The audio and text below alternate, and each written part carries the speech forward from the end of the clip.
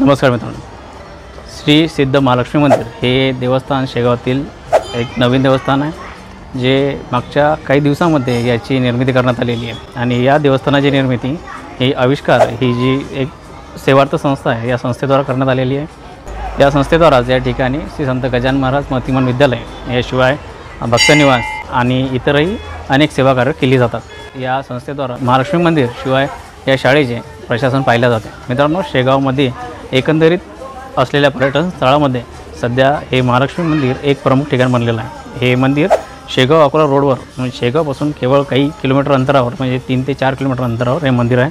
आणि हे मंदिर सध्या शेगावमध्ये एक मुख्य आकर्षणाचे केंद्र बनलेले आहे। ज्यावेळेस तुम्ही शेगावमध्ये येसाल त्यावेळेस या महालक्ष्मी मंदिराला नक्की भेट द्या। मित्रांनो, या ठिकाणी तुम्हाला काय पाहायला मिळेल?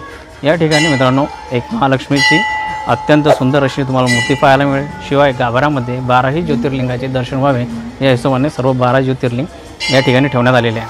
मित्रांनो, तुम्हाला या मंदिरामध्ये सर्व 12 ज्योतिर्लिंगांचे दर्शन होईल, याशिवाय महालक्ष्मीचे सुद्धा दर्शन होऊन जाईल।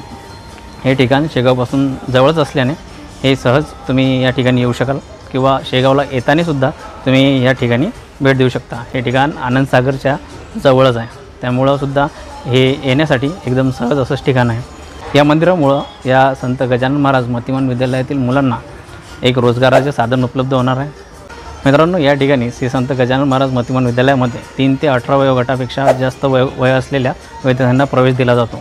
असे विद्यार्थी जे मतिमंद आहेत किंवा दिव्यांग आहेत अशा विद्यार्थ्यांना या ठिकाणी प्रवेश दिला जातो आणि त्यांना रोजगार मिळावा यासाठी त्यांना प्रशिक्षण दिले जाते। विविध कलाकुसरीच्या वस्तू बनवणे, टेराकोटाच्या आर्टिकलला कलर करणे आणि इतर जेणेकरून ते स्वतःचा रोजगार उपलब्ध करू शकतील किंवा मिळवू शकतील अशा हिशोबाने त्यांना या ठिकाणी प्रशिक्षण दिले जाते। हे एक सामाजिक कार्य या संस्थेद्वारा केले जाते आणि शिवाय ह्या मंदिरानंतर आता त्यांच्या कार्यामध्ये आणखीन वाढ झालेली आहे। तर नक्की भेट द्या श्री महालक्ष्मी मंदिर शेगाव या ठिकाणाला।